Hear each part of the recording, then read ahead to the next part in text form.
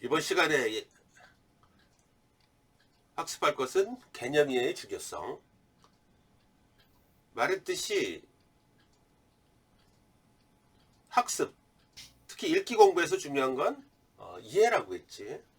이해를 통한 기억 강화에서 가장 중요한 것은 개념을 범주화하는 사고를 통해 머릿속의 생각의 틀, 다시 말해 스키마를 구축하는 것이고, 이것은 배경지식 학습의 핵심을 교과 과정에서 자주 다루는 핵심 개념의 이해에 두어야 하는 당위성을 제시하죠. 개념 범주화 능력은 핵심 개념의 이해를 통해 의미 있는 기억으로 머릿속에 차곡차곡 저장하고 새로운 정보를 만나 그때그때 적절히 활용하는 과정에서 향상되는 것이고, 따라서 개념 이해와 개념 범주화 학습은 곧 글의 중심 생각이나 핵심 내용, 다시 말해 글에서 중요한 것을 한눈에 파악할 수 있는 능력 향상에 절대적입니다.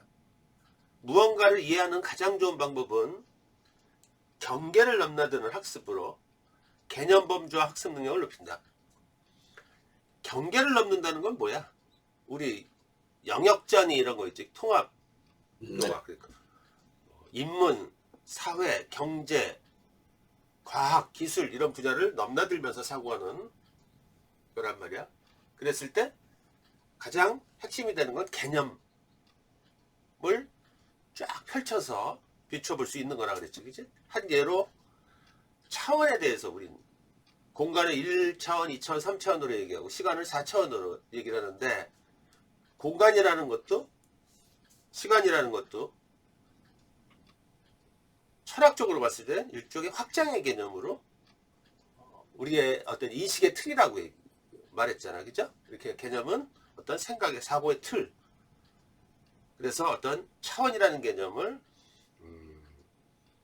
물리적으로 또는 과학적으로 바라볼 때 어떤 관점으로, 어떤 개념으로, 어떤 언어로 우리가 어떤 인식의 틀로 바라보느냐, 이렇게 볼 수도 있겠고, 또 이를 철학적으로 바라볼 때 또 어떠한 인식의 틀로 그것을 사용해서 바라볼 수 있느냐 하는 문제로 국한될 수 있지. 둘은 차원이라는 개념과 확장이라는 개념, 이를테면은 전혀 다른 단어이지만은 서로 통하는 면이 있단 말이야. 그런 면에서. 그죠?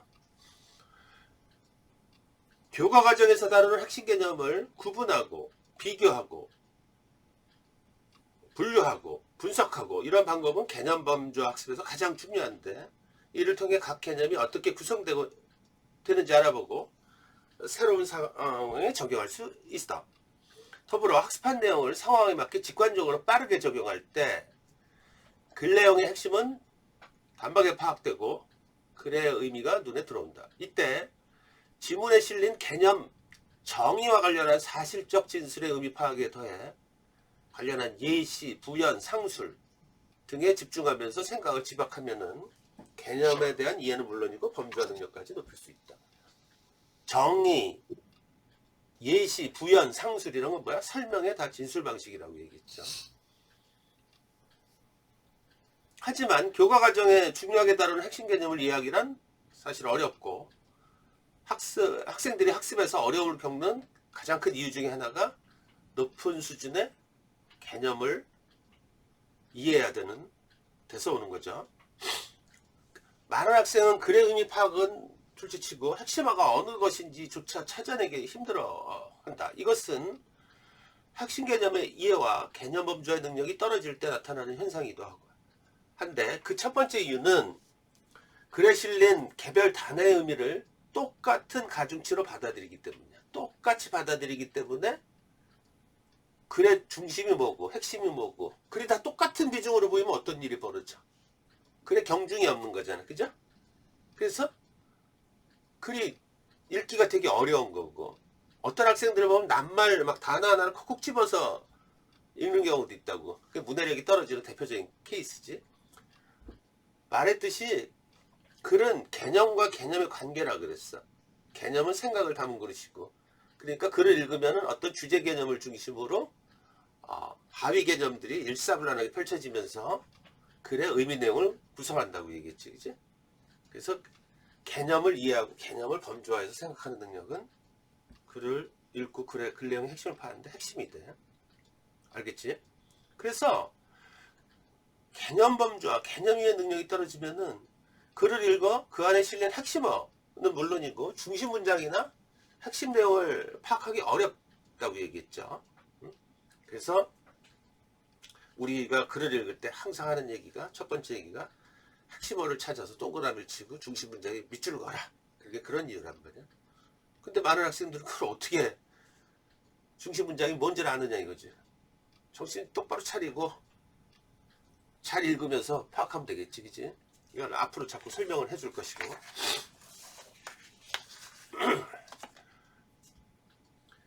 두 번째가 더 큰 문제인데, 학생들이 글을 읽어 그 의미를 파악하지 못하고 글의 중심 생각을 잡아내지 못하는 그 두 번째 이유는 글에 실린 핵심 내용을 개념 덩어리로 구성하고 집약하지 못하기 때문이에요. 그러니까 글을 단락 또는 문장 전체, 지문 전체라고 하더라도 그 내용을 집약을 할 수 있거든. 집약하면 뭐가 모여져? 핵심 개념 중심으로 모든 게 집약이 되게 됐단 말이야. 그래서 이것은 글에 실린 개별적인 정보 조각을 뜻이 통하게 결합하는 정신의 도약이라고 할 수 있는데, 개념 덩어리로 구성한다는 것은 지문에 실린 정보를 덩어리로 뭉치면 우리의 두뇌는 더욱 효과적으로 작동하겠다. 그죠? 일단 글에 실린 생각에 다니는 개념을 한데 뭉치면 그에 따르는 세부 사항을 전부 기억할 필요는 없겠지. 개념과 개념을 합치고 나누고 쪼개가면서 생각을 거듭해 나가다 보면 핵심 개념을 중심으로 사고의 덩어리가 만들어진다. 그것이 바로 글의 중심 생각이자 핵심 내용이고, 물론 그 안에는 글에 실린 핵심 개념과 빠짐없이 들어있겠지. 알겠죠? 그래서 뇌과학의 학습 원리를 읽기 훈련에 적용하게 된다면은 지금까지 말한 거를 그대로 명제라 그러죠. 명제는 뭐야? 결론, 판단의 진술이야. 하나하나 분절해서 보면은 다음과 같은 내용으로 파악이 되겠지. 첫째, 뇌는 중요한 것만 기억한다. 그죠? 두 번째, 머릿속에 저장된 기억은 불확실하다. 그지? 그런데 기억의 불확실성이 이해를 촉구한다. 말했지? 그래서 기억은 이해에 기반하고 이해는 지식이 필요하다. 즉, 기억과 이해는 상호작용하면서 새로운 지식을 형성하는 기제로 작용한다. 중요하지 않은 기억의 맹목적인 습득은 당연히 올바른 이해를 가로막는다. 자꾸 불필요한 걸 암기하고 중요하지 않은 걸 맹목적으로 습득하면 안 되지. 또 하나 중요한 건 기억의 입력보다 출력이 중요하다. 즉 정보의 저장보다는 이를 끄집어내서 인출해서 회상해서 활용하는 것이 더 중요하다. 그리고 덧붙여 생각의 스키마를 구축하면 이해의 폭은 확장하게 되겠고, 결론적으로 뭐냐? 이해는 학습을 통해 정보를 지식으로 거듭나게 하는 핵심 기제다. 이런 방법, 뇌과학에서 말하는 핵심 내용을 가지고 어떤 걸 해야 되느냐? 그래서 필요한 것을 찾아내는 기술, 또 찾은 것을 잊지 않고 기억하는 기술, 기억한 것을 조직화하여 활용하는 기술, 덧붙인다면 하나 더 하면 배경 지식을 활성화하여 지식으로 체계하는 기술, 이런 것들을 배워야 돼. 그래서 첫 번째는 올바른 강독을 통해서 글 내용을 이해하고, 그러면서 점점 기억으로 잘 활성화시켜서 끄집어내서 읽기 학습에 도움이 되고, 그런 과정에서 차근차근 중요한 부분을 찾는 연습이 돼. 알겠지? 결과적으로 뭐냐? 이해를 바탕으로 기억을 강화하는 읽기 훈련을 반복하는 과정에서 글 내용의 핵심을 파악하는 능력은 향상한다. 이게 뇌학에서, 과학에서 말하는 학습, 더해서 읽기 훈련의 궁극적인 목표, 목적, 과제, 뭐 이런 거겠지. 알겠지?